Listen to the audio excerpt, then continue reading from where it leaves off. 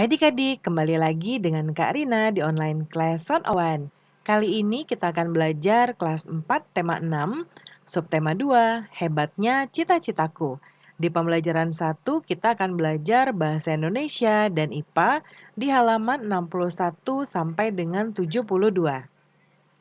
Nah, adik-adik untuk melihat video lain bisa klik di di kanan atas videonya. Nanti akan ada rekomendasi playlist dan juga pembelajaran lain, tapi kelas dan temanya sesuai dengan judul ya. Kalau mau lihat yang lebih lengkap bisa klik di kolom deskripsi, nanti ada daftarnya seperti ini. Misalnya adik-adik mau lihat semua tema kelas 4, berarti pilih yang ini. Klik linknya atau klik biru-birunya, nanti kita akan masuk ke daftar playlist kelas 5. Nah, nanti adik-adik tinggal pilih aja mau lihat yang mana. Misalnya mau lihat kelas 4 tema 5, berarti klik lihat playlist lengkap di sini. Nanti ada daftarnya. Nah, nanti adik-adik tinggal cari aja mau lihat subtema berapa ya, kemudian pembelajaran berapa, atau bisa juga lihat di halaman berapa. Nah, kita mulai ya di subtema 2 ini hebatnya cita-citaku. Nah, setiap orang memiliki cita-cita adik-adik untuk menjadi apa kelak di kemudian hari. Apapun cita-citamu, pasti kamu berharap menjadi orang yang hebat ya dan bermanfaat bagi lingkungan pastinya. Nah, adik-adik saat ini apa sih cita-cita adik-adik? Nah, kita akan bahas tentang cita-cita ya. Nah, coba kita lihat di atas ya adik-adik ya. Di sini ada gambar beberapa profesi ya, seperti ini sepertinya astronot ya. Ini dokter, ini fisikawan, lalu ini mungkin ini adalah arsitek ya, lalu ini ada polisi ya. Nah, kemudian kita coba lihat berikutnya ada gambar ya. Gambar di atas ini tentang apa ya adik-adik? Nah, ini ada sepertinya sedang mengajarkan, berarti ini kemungkinan adalah bapak atau ibu guru, bapak guru ya. Kemudian, nah ini ada siswa yang berkebutuhan khusus. Nah, lalu kita akan membaca ya judulnya kisah seorang guru anak berkebutuhan khusus. Nanti adik-adik boleh baca ya, lalu nanti di-pause dulu, lalu kita akan langsung menjawab di pertanyaannya saja. Ya nomor 1, siapakah Sanggita Lahman? Nah, Sanggita Lahman adalah seorang dokter yang beralih profesi menjadi seorang guru anak-anak prasekolah. Mengapa ia ingin menjadi guru? Dia ingin menjadi guru berawal dari kepeduliannya terhadap kurangnya pendidikan yang sesuai untuk anak-anak berkebutuhan khusus. Kemudian sikap apakah yang ditunjukkan oleh Sanggita untuk menjadi guru yang baik? Yaitu kepeduliannya terhadap anak-anak prasekolah dan anak-anak berkebutuhan khusus ya. Lalu yang nomor 4 ya, yang ini. Menurutmu sikap apakah yang diperlukan untuk menjadi guru yang baik? Sikap yang diperlukan untuk menjadi guru yang baik antara lain adalah sikap kepedulian terhadap kebutuhan anak-anak, kasih sayang tanpa membedakan anak satu dengan anak lainnya, dan sikap tanggung jawab terhadap masa depan anak.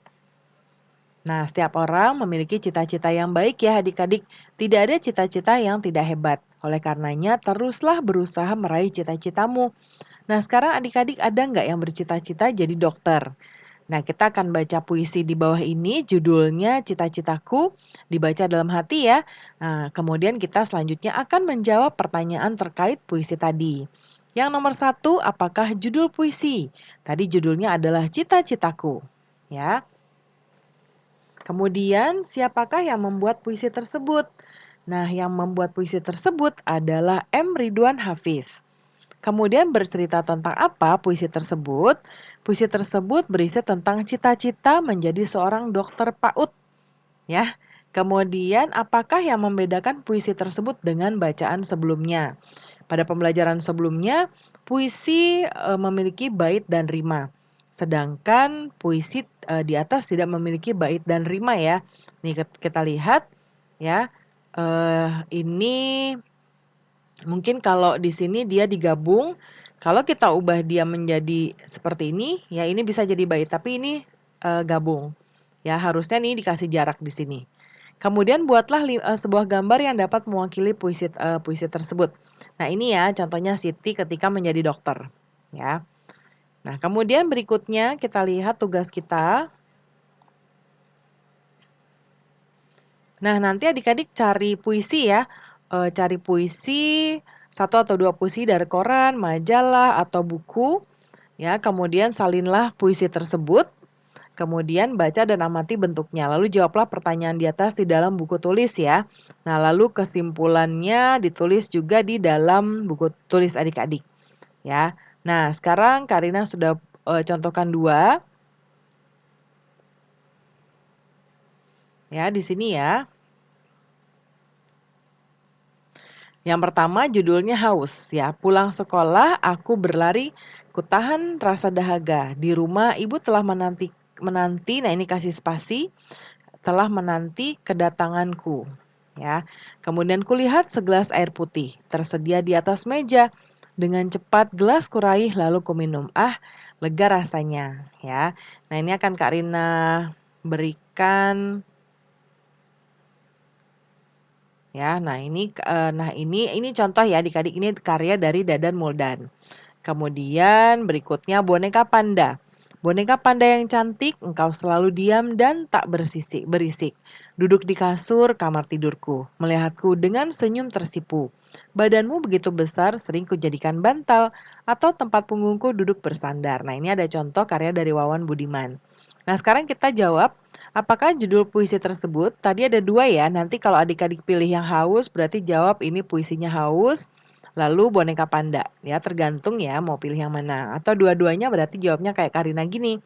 Yang kedua, siapakah yang membuat puisi tersebut? Ya, yang pertama oleh Dadan Muldan, ya, yang kedua Wawan Budiman. Lalu bercerita tentang apa? Puisi 1 tentang rasa haus sepulang sekolah. Puisi 2 tentang boneka panda ya. Kemudian apakah yang membedakan? Kemudian pada pembelajaran sebelumnya puisi memiliki bait dan rima, tapi pada puisi di sini tidak ada bait dan rima ya. Nah, kemudian berikutnya di atas ini ada gambar profesi ya adik-adik ya. Apa ya profesinya? Ini ada monyet ya, monyet atau orangutan yang sedang diperiksa. Nah, dia adalah dokter hewan ya adik-adik. Nah, untuk menjadi dokter hewan, tentu kamu harus mengetahui segala hal tentang hewan, termasuk daur hidupnya. Kenapa? Nah, nih ya adik-adik boleh dibaca dahulu, di-pause atau dibaca dari buku adik-adik. Kita akan cari soal yang bisa kita jawab bersama-sama. Nah, ini bagian ini ya, nanti buat kelompok, lalu setiap kelompok akan mencari informasi tentang daur hidup 2 ekor. Ya, boleh pilih kambing dan belalang atau kucing dan kecoa dan seterusnya.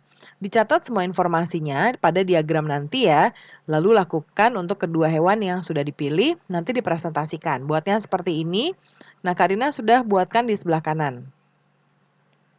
Ya, seperti ini. Kalau tulisannya agak kurang jelas, nanti dengarkan Kak Rina berbicara saja ya adik-adik ya. Nah, di sini yang pertama gambar hewannya nanti adik-adik bebas mencari dari internet. Nama hewannya ayam, cara berkembang biaknya adalah dengan bertelur. Kemudian ini gambar daur hidupnya dari telur anak ayam lalu menjadi ayam. Nah, penjelasannya adalah ayam berkembang biak dengan cara bertelur.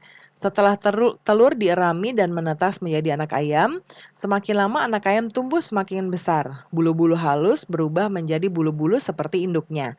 Anak ayam berubah menjadi ayam dewasa. Nah, kemudian jenis daur hidupnya adalah tanpa metamorfosis. Kemudian yang hewan kedua yaitu katak, ya. Nah, kemudian kalau katak ini, ya, jadi Kak Rina contohkan yang ini ya, yang ayam dan katak. Kemudian katak ini bertelur, ya, daur hidupnya yang pertama dari telur, lalu berudu ini nomor 2, yang ketiga katak muda dan katak dewasa. Nah, penjelasannya adalah metamorfosis sempurna pada katak dimulai dari telur, kecebong, katak muda, dan kemudian menjadi katak dewasa. Secara umum urutan metamorfosis katak terdapat 4 fase, yaitu fase telur, fase berudu, fase katak muda, dan katak dewasa. Daur hidupnya jenisnya adalah sempurna ya, metamorfosis sempurna. Nah, kita lihat yang selanjutnya. Lengkapilah tabel berikut untuk mendapatkan kesamaan dan perbedaan antara kedua daur hidup hewan pilihanmu. Nah, khusus yang ini Karina punya beberapa pilihan. Ya, nanti adik-adik boleh di-pause saja lalu pilih yang mana yang adik-adik mau. Karina akan bacakan yang tadi Karina pilih yaitu ayam dan katak, ya. Nah, ayam tidak mengalami metamorfosis, sedangkan katak mengalami metamorfosis sempurna. Ayam hidup di darat, sementara katak hidup di dua alam atau amfibi. Lalu yang sebelah kanan kesamaannya, daur hidup ayam dan katak sama-sama dimulai dari telur, lalu ayam dan katak sama-sama pemakan hewan lainnya. Nah, ini kalau adik-adik pilih kadal dan kupu-kupu, anjing dan nyamuk, dan ular dan capung. Ya. Yang selanjutnya di sini amatilah hasil pekerjaan kelompok lain di kelasmu. Kemudian lengkapilah tabel berikut untuk mencatat hasil pengamatanmu. Nah, ini Karina contohkan. Misalnya teman adik-adik memilih nyamuk, kupu-kupu, lalat, lebah, dan katak belalang. Ya, kemudian jangkrik ya, hewan yang mengalami daur hidup dengan yang metamorfosis tidak sempurna ada jangkrik, kecoa, capung, dan tonggeret. Kemudian hewan yang mengalami daur hidup tanpa metamorfosis adalah ayam, kucing, kambing, ular, dan kadal. Ya, ini dari hewan-hewan yang tadi ada pilihannya di sini ya, di atas nih. Sini ya. Nah, kemudian kita lihat berikutnya apakah masih ada tugas lain ya. Nah, ternyata pembelajaran kita sudah selesai ya adik-adik. Terima kasih sudah menonton sampai akhir. Mohon dimaafkan apabila ada kesalahan dalam perkataan maupun dalam materi yang diberikan. Sampai jumpa di pembelajaran berikutnya.